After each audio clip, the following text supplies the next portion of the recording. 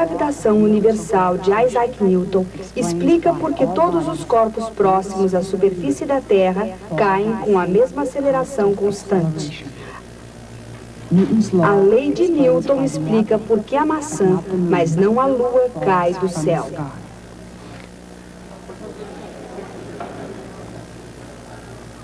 "50 anos após a sua ocorrência, Isaac Newton disse a alguém que sua grande descoberta estava relacionada com a observação da queda de uma maçã de uma árvore.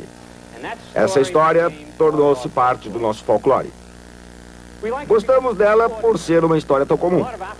A lei das maçãs caindo da macieira. Isso nos faz lembrar ainda de outra história, sobre outra maçã. Aquela da árvore do conhecimento que nos obrigou a deixar o paraíso. Bem, a maçã de Newton, verdadeira ou não, permitiu-nos escapar da própria Terra. É claro que o grande feito de Newton não foi demonstrar que a gravidade faz as maçãs caírem. Pega lá. É claro que todos sabiam disso. Seu grande feito foi demonstrar de forma prática e matemática que as mesmas leis que explicam por que a maçã cai também explicam por que a lua permanece no céu. Essa foi a chave para a explicação do universo conhecido naquela época. Os detalhes são difíceis e importantes. Logo chegaremos a eles, mas não hoje. Hoje, gostaria de explicar-lhes como ele inicialmente racionalizou o problema e como provou que estava certo. Obteve uma precisão de 1/20 de polegada. O primeiro 20º de polegada da viagem do homem à Lua.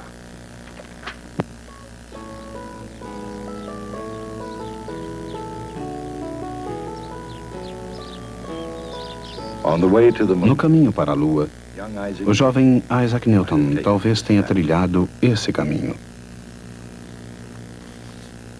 3 séculos depois, 3 pessoas fazem uma jornada que supera as viagens de Marco Polo, Magalhães, Colombo, Drake e talvez de todo e qualquer explorador terrestre, desde o primeiro passo para o desconhecido. Esses homens partem para a Lua. Seu destino foi já determinado por engenheiros e cientistas, técnicos e visionários, pesquisadores e pilotos de provas, pelos planos mais bem elaborados e pelo material mais apropriado. Mas todos aqui, sem exceção, repousam sobre os ombros de um homem, Isaac Newton.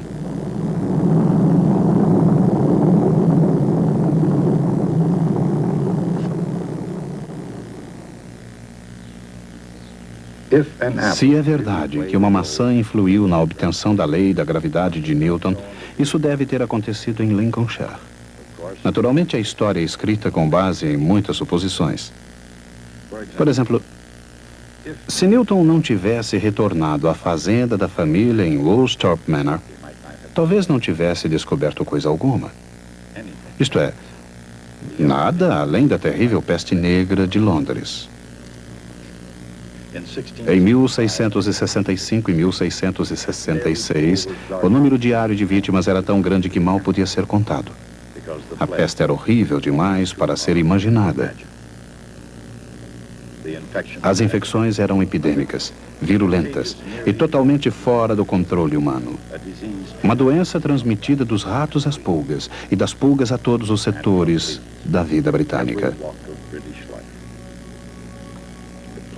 A peste era capaz de matar 9 entre cada 10 seres humanos. Cambridge, uma comunidade universitária a 80 quilômetros de Londres, não foi poupada da temível doença.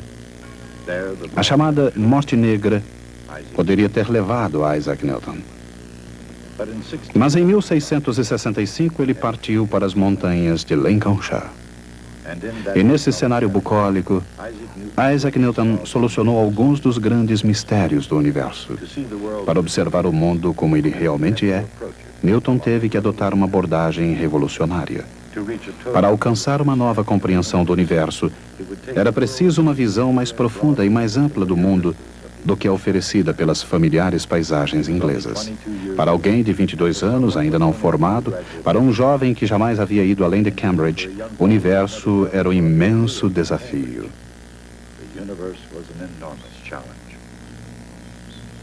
Intelectualmente, uma revolução já estava em vigor, e ao que parece foi implantada por Nicolau Copérnico.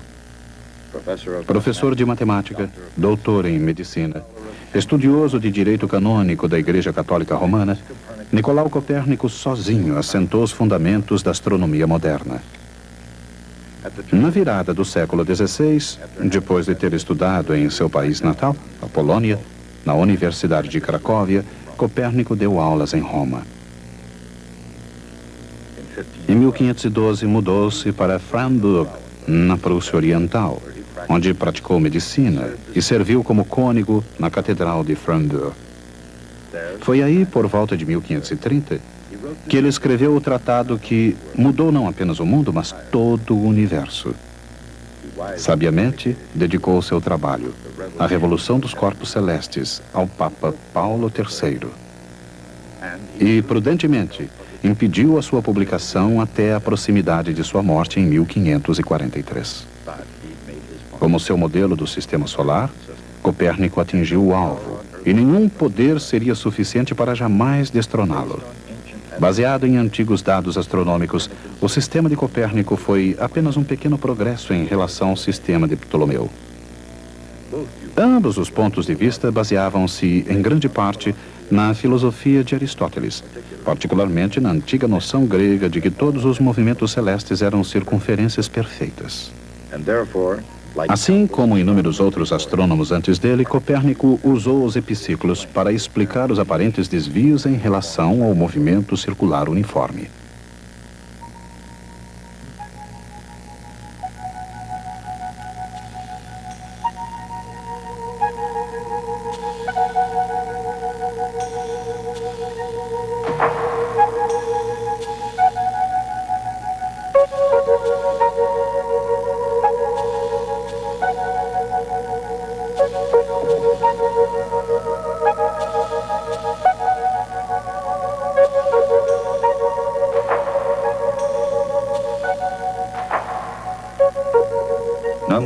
No entanto, Copérnico colocou o Sol no centro do sistema solar e pôs todos os outros planetas, incluindo a Terra, girando em volta dele. Assim, Nicolau Copérnico apenas preparou o terreno para Galileu Galilei. Para alguns, um trabalho pouco importante. Na Renascença, o sistema de Copérnico era um perigo evidente, mas apenas em termos teóricos. Mesmo que os astrônomos tivessem desejado se opor às posições aristotélicas da Igreja, ninguém teria sido capaz de provar que os planetas giravam em torno do Sol. Além disso, ninguém tentou. Pelo menos, não até que Galileu direcionasse o seu intelecto a essa tarefa. Tendo em mente as ideias de Copérnico e dispondo da mais moderna tecnologia da época, Galileu desenvolveu alguns conceitos revolucionários. Utilizando planos inclinados e imaginando o mundo num vácuo, ele deduziu a lei da queda dos corpos. Todos os objetos caem com a mesma aceleração constante. Ao mesmo tempo, imaginando um mundo sem atrito, essas experiências conduziram Galileu a uma outra conclusão extremamente importante: a lei da inércia. Sobre uma superfície horizontal lisa, uma bola em movimento jamais chegaria ao estado de repouso. Como todos os objetos sobre a Terra, ela manteria o seu movimento, a menos que alguma coisa alterasse o seu curso. Com a adoção do sistema de Copérnico e suas descobertas matemáticas em relação ao movimento, Galileu explicou como algumas coisas funcionam na Terra. Seriam necessárias ainda 3 leis para explicar como as coisas funcionam acima e além da Terra. Essas 3 leis foram as contribuições de Johannes Kepler. A primeira lei de Kepler atribuía às órbitas planetárias uma forma nova, não circular, e colocava o Sol um pouco fora do centro. Ele percebeu que um planeta às vezes está mais perto do Sol e às vezes mais longe. De acordo com a segunda lei de Kepler, quanto mais próximo um planeta estiver do Sol, mais rápido ele se movimenta. E quanto mais longe, mais lentamente ele se move.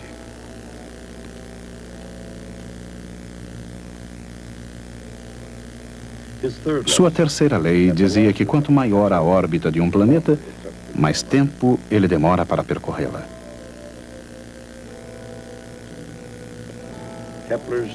As 3 leis de Kepler descrevem o céu com uma precisão sem precedentes.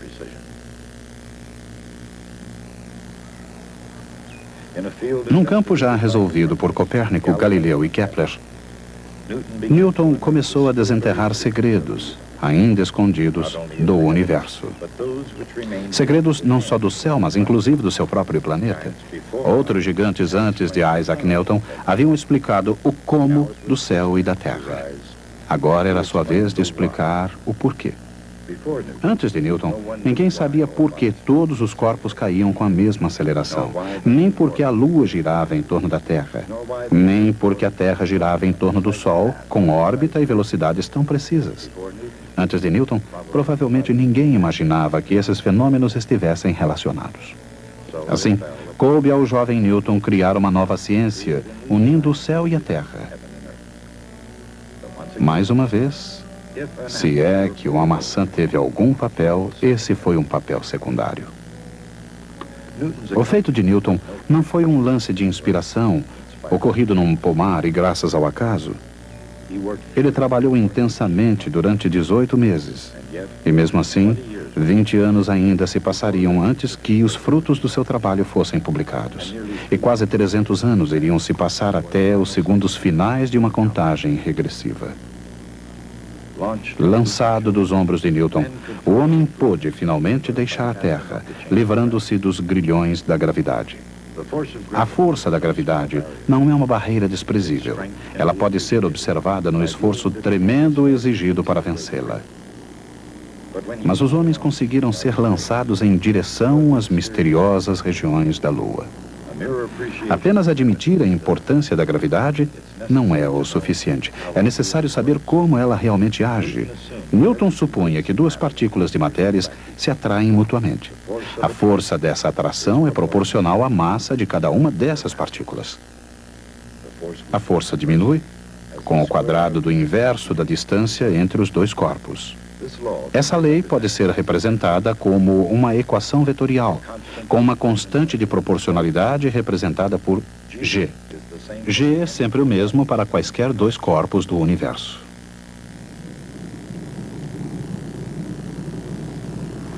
I told Michael you guys are up there, and he said, "Who's driving?" That's a good question. I think Isaac Newton's doing most of the driving right now. Como a força de gravidade da Lua é menor do que a da Terra, na Lua tudo pesa menos do que pesaria aqui. As coisas caem mais lentamente. Quase não há atmosfera na Lua. E todos os corpos, até mesmo um martelo e uma pena, caem com a mesma aceleração. Por quê? Lei de Newton. Ela diz que existe uma força entre quaisquer 2 corpos materiais em qualquer lugar do universo. Portanto, toda partícula material do astronauta é atraída por toda a partícula material da Lua. Qual o efeito global dessas forças agindo juntas? Cada corpo atrai o outro, como se toda a sua massa estivesse concentrada no seu centro de massa.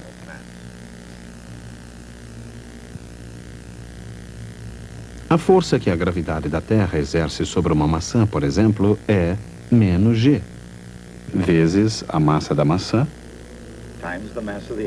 vezes a massa da Terra, dividida pelo quadrado da distância do centro da maçã ao centro da Terra.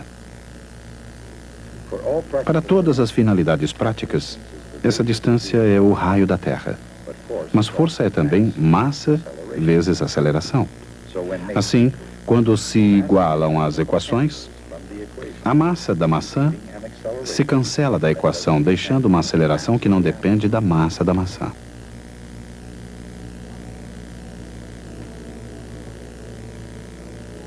A gravidade tem o mesmo efeito sobre qualquer objeto próximo à superfície da Terra. Meio século antes de Newton, Galileu descobriu que todos os corpos caem com a mesma aceleração constante. Com sua lei de gravidade, Isaac Newton explicou esse estranho fenômeno. A aceleração de qualquer corpo em queda sobre a Terra é g. Ela é igual à constante de gravitação universal, g, vezes a massa da Terra, dividida pelo quadrado do raio da Terra. Essa combinação produz uma aceleração de 32 pés, pouco mais de 10 metros por segundo. Na Lua, também haja a mesma força, mas a aceleração é diferente. Ela ainda depende da constante de gravitação universal. Mas agora, a massa é a da Lua e a distância é o raio da Lua. A aceleração de um corpo em queda na Lua equivale a 1/6 da aceleração na Terra. Embora necessariamente interessado na queda dos corpos, Newton tentou explicar algo mais em relação à gravidade. Se a maçã cai na Terra, por que isso não acontece com a Lua? Será que a mesma lei se aplicaria aos dois casos? O argumento de Newton era imaginar alguém que atirasse um projétil horizontalmente de um canhão, por exemplo, de algum lugar bem acima da superfície da Terra. A partir da descoberta de Galileu, Newton já sabia que um corpo que cai de uma altura de 16 pés acima da superfície da Terra chega ao chão em 1 segundo. A distância percorrida por uma bala de canhão depende de sua velocidade. Caso o projétil deixe o canhão a 30 pés por segundo, ela percorrerá 30 pés na horizontal antes de atingir o chão, 1 segundo mais tarde. Mas Newton percebeu que se o projétil fosse disparado com velocidade suficiente, ele levaria mais de 1 segundo para chegar ao chão. A superfície da Terra se curva antes que a bala de canhão possa atingi-la. Na realidade, ele imaginou que uma coisa que se movimentasse com essa rapidez nunca chegaria a atingir o chão e ficaria caindo para sempre, já que o solo pareceria fugir dele curvando-se para baixo. Em outras palavras, a bala estaria em órbita.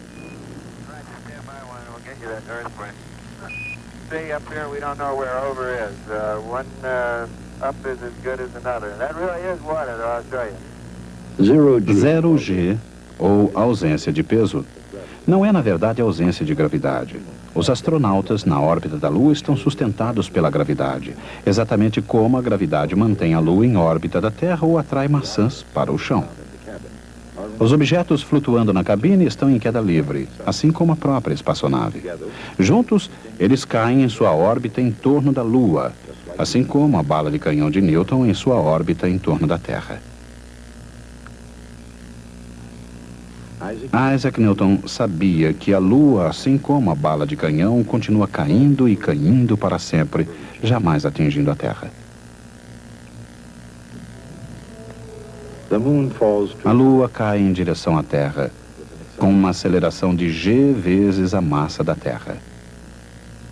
Isso dividido pelo quadrado de sua distância até o centro da Terra.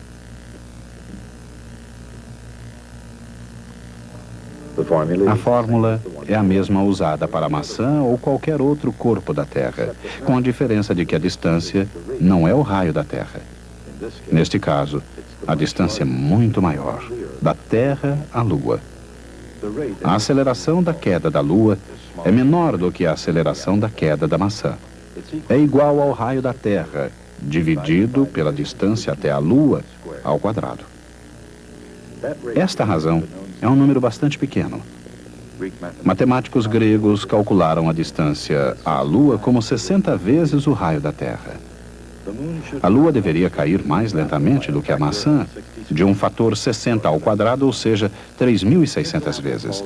Como uma maçã cai 16 pés em 1 segundo, Newton concluiu que a cada segundo a Lua deveria cair 16 pés dividido por 3.600.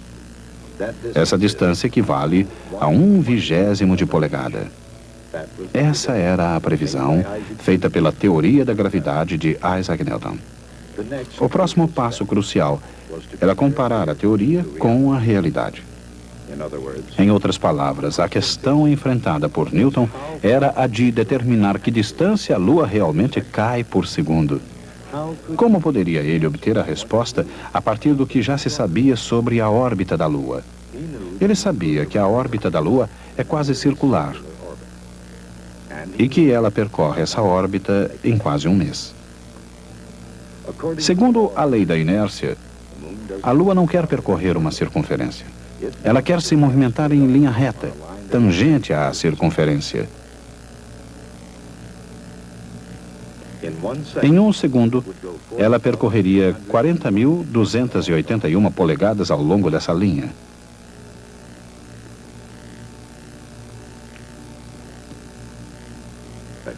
Seguindo a circunferência, a Lua está, na verdade, caindo.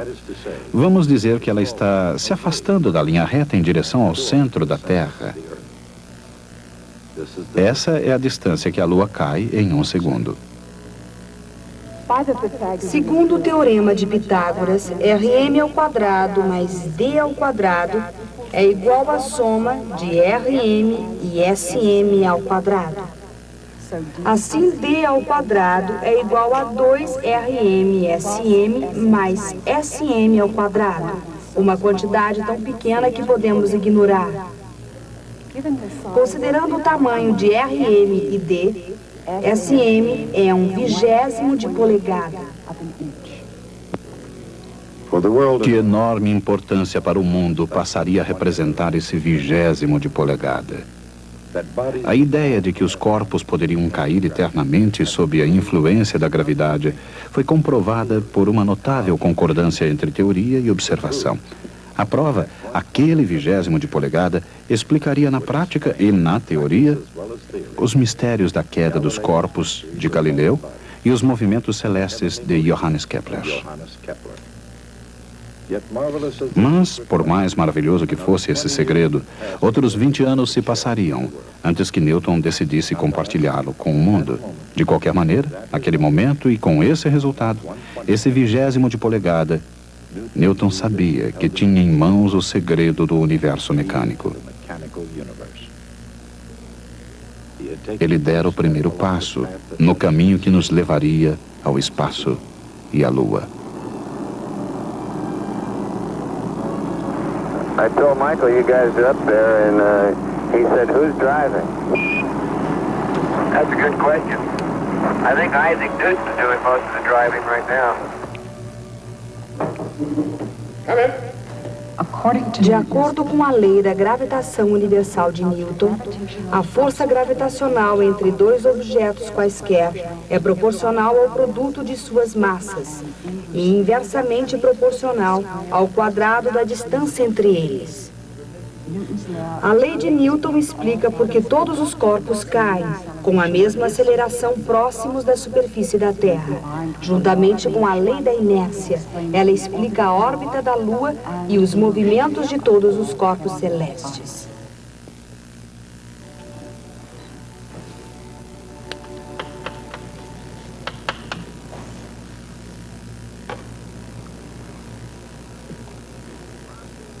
O fato de que esse 1/20 de polegada é igual a esse outro teria sido suficiente para justificar uma vida de trabalho de qualquer cientista, mas não a de Isaac Newton.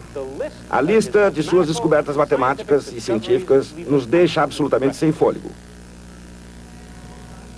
Por outro lado, nem tudo que ele fez nos parece respeitável. Ele praticou a alquimia, a cronologia bíblica e várias outras atividades arcanas que lhe pareceram tão legítimas quanto a física que admiramos. Em 1696, ele enlouqueceu. Uns acham que isso foi provocado por envenenamento com mercúrio, uma consequência talvez de suas experiências de alquimia. Alguns indícios disso foram revelados pela análise química do seu cabelo. Outros acham que isso é perder-se em minúcias, pois no caso de Newton não havia muita diferença entre loucura e sanidade. De qualquer forma, em 1703 tornou-se presidente da Royal Society, um cargo que ocupou durante os últimos 24 anos de sua vida.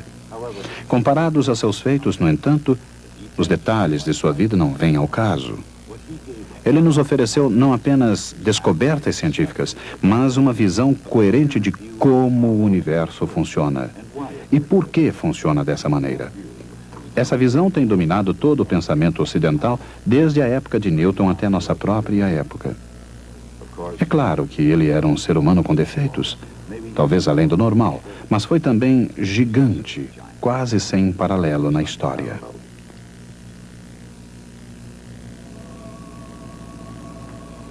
Em Dom Juan, Lord Byron escreveu: quando Newton viu a maçã cair, ele descobriu naquele breve momento de contemplação uma maneira de provar que a Terra girava no mais natural redemoinho chamado gravitação.